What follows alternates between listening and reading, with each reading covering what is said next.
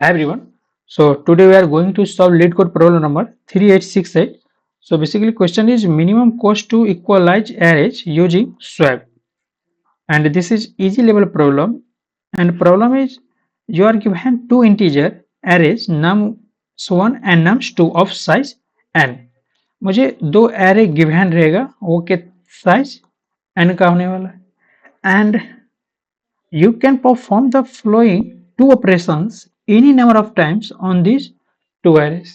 इस दोनों array पे मुझे any number of time operation use कर सकते हैं, परफॉर्म कर सकते हैं, ठीक है। देन फर्स्ट ऑपरेशन क्या होने वाला है, swap with the same array.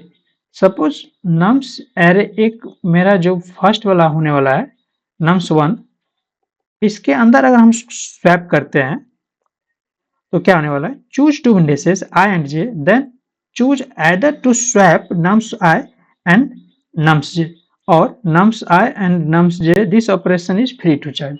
अगर नम्स वन के अंदर अगर हम चेंज करते हैं, ठीक है, कोई भी एलिमेंट ये है, अगर इसको इधर देते हैं 4 को, देन 1 को उधर देते हैं लाइक दिस, तो मुझे इसमें ऑपरेशन चेंज करने में नो कॉस्ट, ये फ्री ऑफ कॉस्ट है, ठीक है। सेकेंड ऑपरेशन क्या होने वाला है, swap between two arrays, choose an index I, then swap nums I and nums two I. This operations in occurs at a cost of 1। Suppose अगर हम ये नम्स 1 है और ये नम्स 2 है, ठीक है, इसमें भी एलिमेंट है सपोज 1 2 3, दोनों का लेंथ सेम होने वाला है, इसमें क्या होने वाला है 4 5 3 4 5 सपोज मान लेते, ठीक है। देन अगर यहाँ से इस दोनों इस सेम पोजीशन का आया सेम आय इसका, ठीक है, देन इसका भी आए, ठीक है।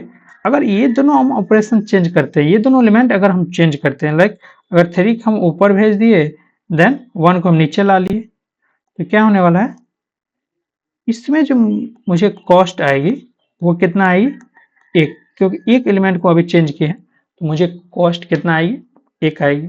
मुझे रिटर्न क्या करवाना है, return an integer denoting the minimum cost to make nums1 and nums2 identical।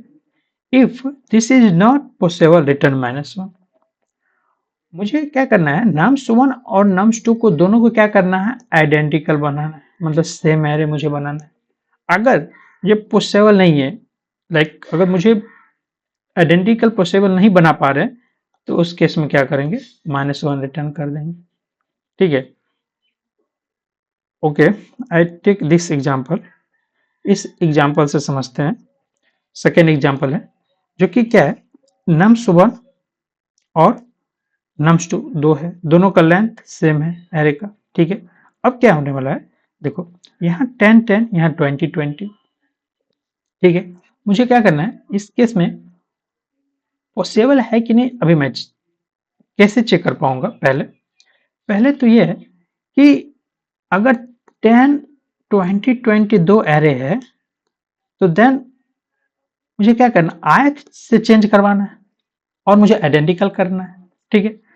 तो हम ऐसा बोल सकते हैं,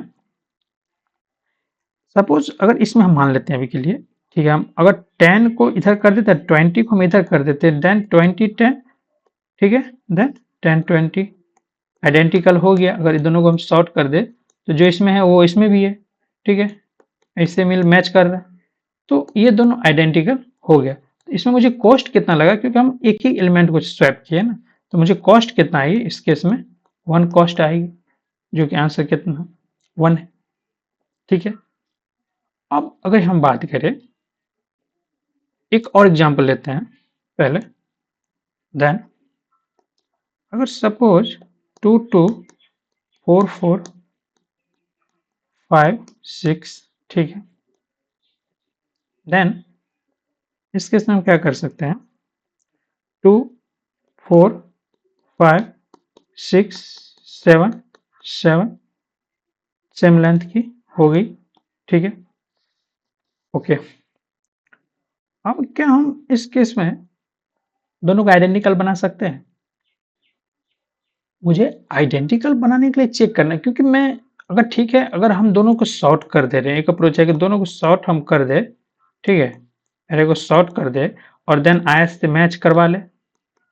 अगर दोनों सॉर्ट हो जाएगी तो आयत से अगर चेक करवा ले कि अगर हम दोनों एलिमेंट अगर इक्वल है तो ठीक है, अगर नहीं है तो हम कहां तक पहुंच पाएंगे। लाइक कि अगर देख, अगर हम इसको सॉर्ट कर ले, ठीक है, तो क्या हो सकता है, सॉर्ट करने का मतलब ये हो गया 2 2 4 4 5 6, आई थिंक ये ऑलरेडी सॉर्ट है।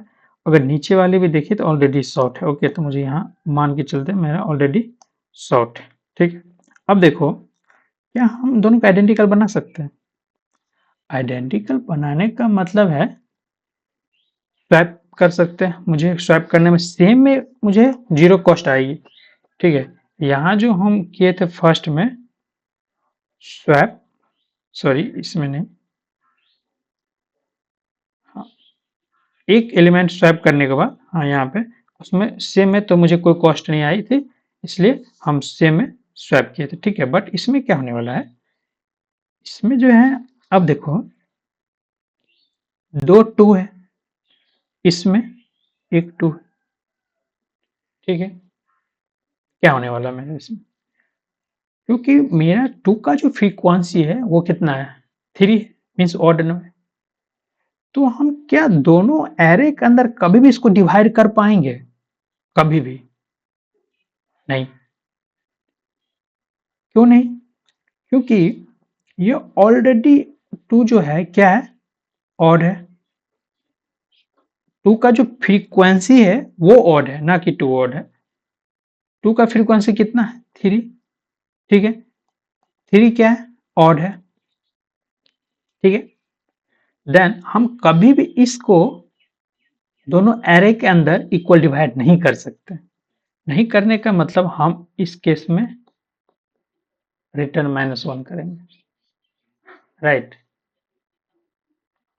मीन्स हम फ्रीक्वेंसी, पहले मेरा टारगेट क्या होगा, फ्रीक्वेंसी को चेक कर ले, क्योंकि पहले तो मेरा रिटर्न माइनस किस केस में हम रिटर्न कर सकते हैं, एक ही केस में कर सकते हैं कि जब किसी भी एलिमेंट का फ्रीक्वेंसी जो है वो ऑड नंबर हो जाए, राइट। हम उस केस में कभी नहीं कर पाएंगे इक्वल। ओके, अब मुझे क्या चैलेंज है, सेकेंड, क्या हम अगर इवन है सारा एलिमेंट का फ्रीक्वेंसी, देन हम मिनिमम कॉस्ट कितना कर सकते, यूज कर सकते हैं, क्योंकि मुझे स्वैप करने पे कितना एक कॉस्ट लगेगी, ठीक है। सेम में नहीं but alternate, means nums one और नम्स टू का अगर हम चेंज करेंगे तो मुझे उसमें कॉस्ट चुकानी पड़ेगी, ठीक है। तो अगर मुझे फ्रीक्वेंसी अगर मुझे पता चले गया, ठीक है, फ्रीक्वेंसी अगर पता चल गया तो हम क्या कर सकते हैं, पहले तो दोनों का अलग अलग फ्रीक्वेंसी मुझे पता कर, दोनों का अलग अलग फ्रीक्वेंसी पता करने का मतलब ये हुआ कि हम दोनों का एब्सोल्यूट वैल्यू ले लें, राइट। अगर हम एक एरे बनाते हैं, लाइक, ठीक है, मैं बना लिया हूं टाइम बचाने के लिए, ठीक है। इसमें क्या है कि हम दो सेम लेंथ का दो एरे बना लिए, पहला एरे, दूसरा एरे। देखो, सारे का टू का जो फ्रीक्वेंसी है वो फोर है, फोर का फ्रीक्वेंसी कितना है, फोर है। सिक्स का फ्रीक्वेंसी कितना है, फोर है। एट का फ्रीक्वेंसी कितना है, फोर है, ठीक है। अगर हम इस दोनों का क्या करें, अलग अलग एरे, अलग अलग एरे को डिजाइन करते हैं, ठीक है। सपोज ये मान लेते हैं ये फर्स्ट का है और ये सेकेंड का, ठीक है।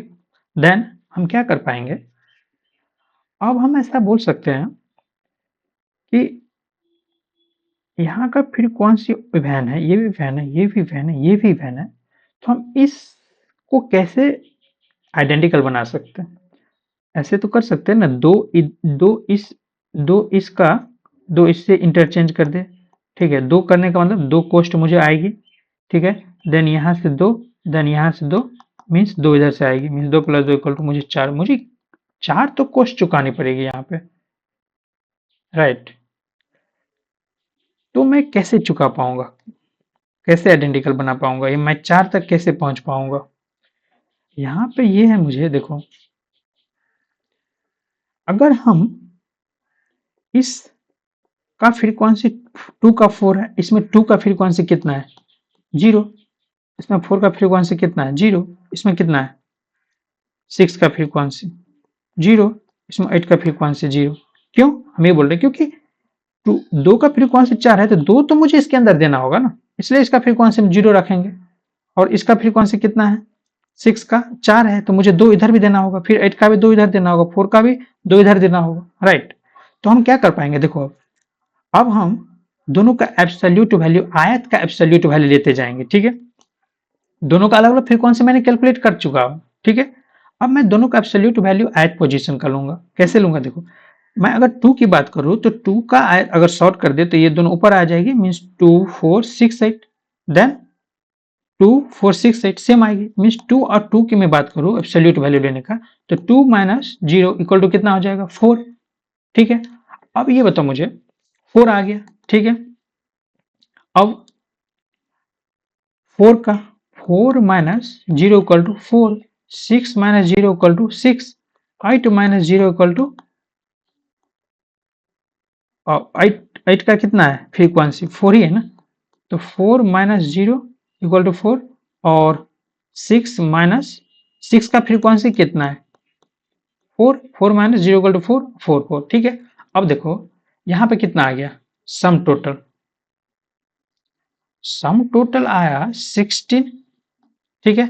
और मैं 16 को अगर 4 से कर रहा हूं, मैं 4 से इसलिए कर रहा हूं क्योंकि 4 से डिवाइड दूंगा तो कितना आ जाएगा, 4, और मेरा जो यहाँ पे आया था वो भी 4 आया था। मीन्स 4 से मैं क्यों कर पा रहा हूं, देखो क्योंकि एक टाइम पे हम क्या कर रहे हैं, इधर से भी चेंज कर रहे हैं, इधर से भी चेंज कर रहे हैं, ठीक है।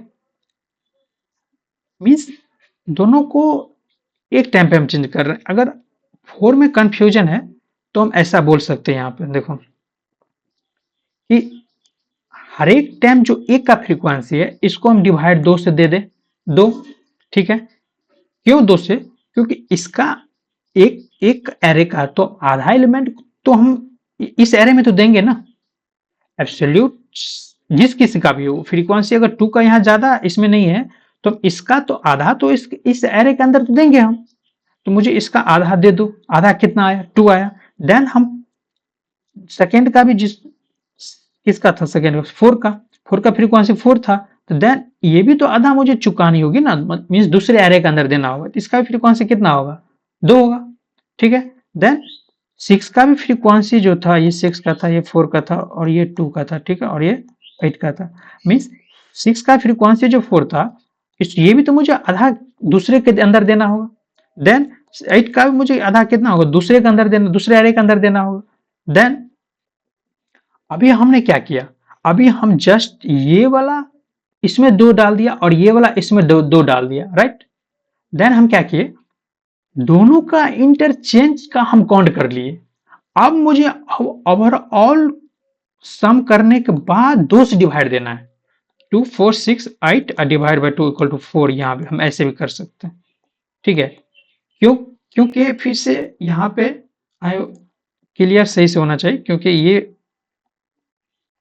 अच्छी पॉइंट है, क्योंकि हम 2 से इसलिए दिए, अभी हम इंडिविजुअल का काउंट किए इंटरचेंज का, राइट। हर एक को हम क्या किए, 2 का फ्रीक्वेंसी 4 था तो मैंने 2 उसके अंदर दे दिया, राइट। देन 4 का फ्रीक्वेंसी 4 था तो मैंने 2 उसके अंदर दे दिया। अब मैं क्या कर सकता हूं, एक साथ 2 एलिमेंट को चेंज कर सकता हूं, मीन्स एक नम्स 1 का एरे का और दूसरा नम्स 2 का एरे का, तो एक टाइम पे मैं 2 कर पा रहा हूं चेंज, राइट। इसलिए मैं 2 से यहां डिवाइड दिया हूं। और यहाँ 4 से डिवाइड देने का मतलब यही बात हुआ कि 2 से यहां दो, 2 से यहां दो, इसलिए हम एक ही बार 4 से कर दिए, ठीक है, दोनों के लिए। अगर मैं इसकी शुरू कोड की बात कर लूं, देखो बेसिकली शुरू कोड, पहले तो मैं फ्रीक्वेंसी एरे 2 ले लूंगा, फ्रीक्वेंसी एरे 1, फ्रीक्वेंसी एरे 2, ठीक है। और ये जो मेरा फ्रीक्वेंसी एरे है ये मुझे 1 to जहां तक कांस्टेंट रहेगा 10⁵ प्लस 1 तक जाएगी। क्योंकि अगर हम 10 n की वैल्यू अगर इससे कम आएगी तो फिर एलिमेंट तो वहां तक जा सकती है ना, इसलिए मैं ये रखूंगा।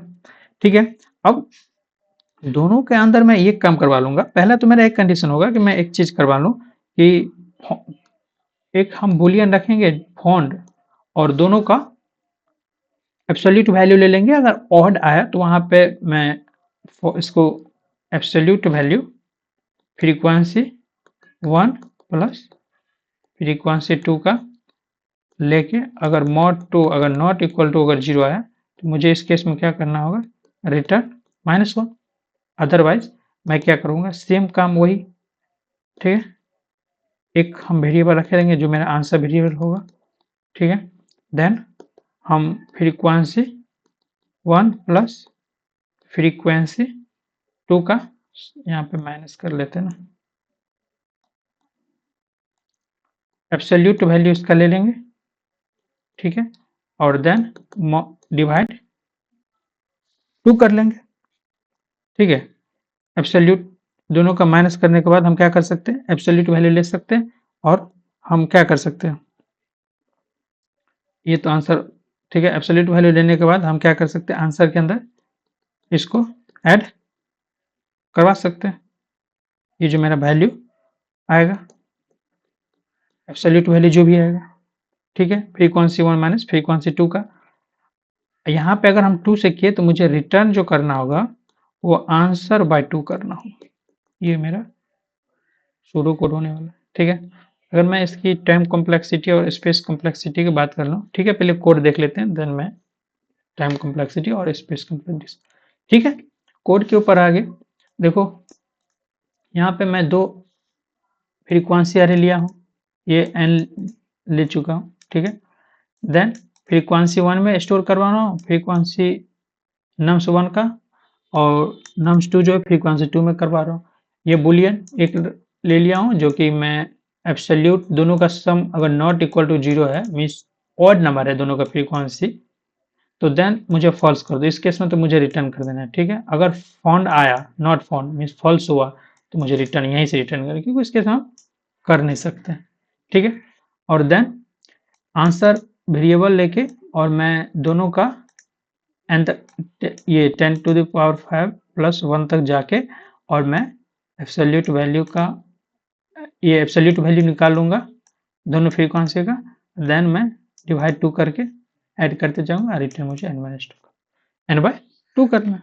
ठीक है, आई होप आपको क्लियर होगा। अगर मैं टाइम कॉम्प्लेक्सिटी और इसकी स्पेस कॉम्प्लेक्सिटी की बात करूँ, पहले तो मैं टाइम कॉम्प्लेक्सिटी की बात कर लूँ। देखो, आई होप इसके अंदर मैं मैक्सिमम टाइम का कितना लग रहा है, एन, एक में फ्रीक्वेंसी में और एक आंसर चेक करने में, तो इसमें तो मुझे बिग ऑफ एन लग रहा है। अगर स्पेस कॉम्प्लेक्सिटी की बात करूँ तो मैं फ्रीक्वेंसी दोनों ले रहा हूँ, दोनों एरे का बना रहा हूँ, तो उसके अंदर मुझे कितना लग रहा है, 10⁹ मीन्स बोल सकते हैं 10⁵ प्लस 1। ठीक है, मीन्स यहाँ तक इतना, मीन्स 10⁵ प्लस 1 टाइम लग रहा है, मीन्स n टाइम के बराबर लग रहा है। ठीक है, तो दोनों मेरा इक्वल हो गया। ओके, आई होप क्लियर होगा आपको। ठीक है, मिलते हैं नेक्स्ट वीडियो में, बाय बाय।